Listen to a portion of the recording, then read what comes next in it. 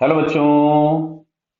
यहां दिया गया है two identical balls A and B, each of mass 2 kg and radius R. Clear है? तो ये वाला बॉल ए है और ये वाला बी दूसरा वाला। क्लियर है? Radius R suspended vertically from inextensible string as shown in the figure. A third ball C of mass 1 kg, radius √2 minus 1 r, falls and hit A and B symmetrically with 10 meter per second. Speed of A and B just after collision is 3 meter per second. Speed of C after collision. Clear? तो देखो ध्यान से समझो। सबसे पहले ये जो distance हम लोगों के पास हो गई, ये हो गई 2r। अच्छा, ये A और C या B और C को ज्वाइन करने वाले जो सेंटर्स होंगे, इनके बीच का जो डिस्टेंस आएगा, जिसको मान लो हम कुछ भी x लिखते हैं, तो मिलेगा r तो हो गया A का रेडियस प्लस C का रेडियस जो हम लोगों के पास मिल रहा है, that is r√2 minus r। तो ये जो x हम लोगों के पास आ गया, ये आ गया r√2। क्लियर है? बात को समझना ध्यान से। अब अगर मैं इस वाले एंगल को फाइंड करूं, सबसे पहले ये वाला एंगल, तो क्या दिख रहा है? ये डिस्टेंस हम लोगों के पास हो गया r√2 और ये दिया गया था r। तो साइन थीटा लगा लें, तो साइन थीटा से जो एंगल हम लोगों के पास अल्फा, जिसको अगर हम लिखें, तो ये हम लोगों के पास आ गया 45। क्यों? Sine alpha is equal to, आप लिखेगा परपेंडिकुलर अपॉन हाइपोटेनियस। मैं लिख देता हूं, चलिए यहां से। तो sine of alpha is equal to perpendicular upon hypotenuse, और हाइपोटेनियस था r√2, तो ये आ जाएगा 1/√2। तो अल्फा इज इक्वल टू आ गया 60 डिग्री। अब बात को ध्यान से समझो। ये जो C है वो A पर एक इंपल्स लगाएगी, जो कि उसके सेंटर से पास होगा। इधर की तरफ में कुछ भी J लिख दिया मैंने। सिमिलरली इस B को भी एक इंपल्स इस डायरेक्शन में देगी। सिमेट्रिकली कोलाइड की है तो मैग्नीट्यूड ऑफ इंपल्स सेम होंगे। ऑब्वियस है, वेक्टर क्वांटिटी है तो ये दोनों अलग अलग होंगे। Same impulse A, same magnitude का इंपल्स जो है वो इधर लगाएगा A।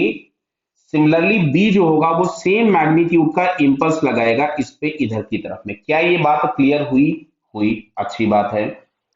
अब तुम्हें दिया हुआ है कि A and B after collision starts with 3 metre per second. Clear? तो ऑब्वियस है कि if they are connected by this string, तो इस डायरेक्शन में तो कोई वेलोसिटी होगी नहीं, यानी ए और बी को जो भी वेलोसिटी मिली होगी वो इस डायरेक्शन में मिली होगी।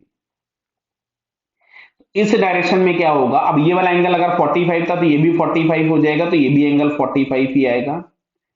तो यहां पे हम लोगों के पास मिलेगा j cos 45।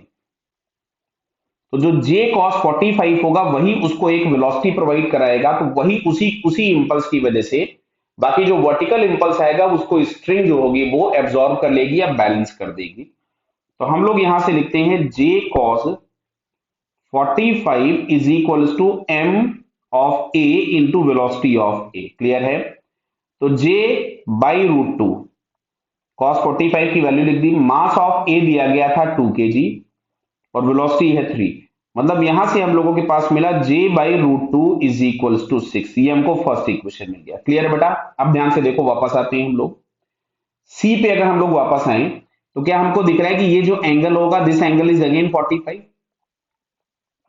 तो क्या हमको दिख रहा है कि इस वाले J और इस वाले J दोनों के जो वर्टिकल कंपोनेंट होंगे वो तो ऐड होंगे और हॉरिजॉन्टल वाले कैंसल आउट हो जाएंगे। तो अगर हम बात करते हैं कि पार्टिकल C पे, अब हम लोग बात कर रहे हैं C वाले की, तो C वाले पे अगर हम देखेंगे तो दो इंपल्स लग रहे हैं। एक J cos 45 ऊपर पहले वाले का A से, और दूसरे वाले से भी लगेगा J cos 45 ऊपर की तरफ में। क्लियर?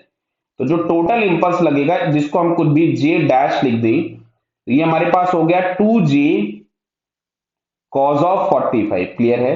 अच्छा, J cos 45 की वैल्यू हमको मिली थी 6, तो इसकी जगह मैं 6 लिख दूं, तो 2 इंटू 6 मतलब 12 न्यूटन सेकेंड का इंपल्स लगा होगा J डैश किस पे? C पे। क्लियर? और ऊपर की तरफ में लगा है, तो चलिए हम ऊपर के डायरेक्शन को प्लस लिख देते हैं। तो J dash is equals to हम लोग लिखेंगे final momentum minus of initial momentum. Clear? तो ये हम लोगों के पास आ गया था 12। क्या बेटा क्लियर है?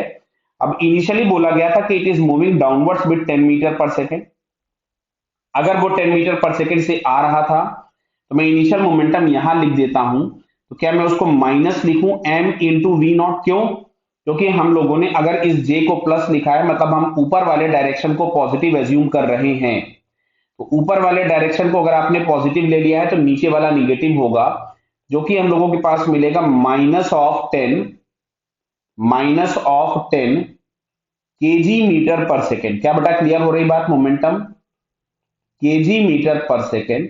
अब यहां पे हम लोगों को लिखना था फाइनल मोमेंटम, तो हम लोगों ने लिख दिया m इंटू कुछ भी वीएफ -10। क्लियर? तो ये आपके पास हो जाएगा +10। तो 12 is equals to 1 into final velocity +10। तो यहां से क्या हम लोगों को दिख रहा है कि इसकी जो फाइनल वेलोसिटी आएगी वो 2 मीटर पर सेकेंड आ रही, और ये प्लस आई है। कैसी आई? प्लस, यानी फाइनली जो ब्लॉक सी होगा वो ऊपर की तरफ में उछल जाएगा विद 2 मीटर पर सेकेंड, जो कि हम लोगों को 2 metre per second first option में दिया है। So it's first answer is correct. Clear बेटा? Okay, all the best.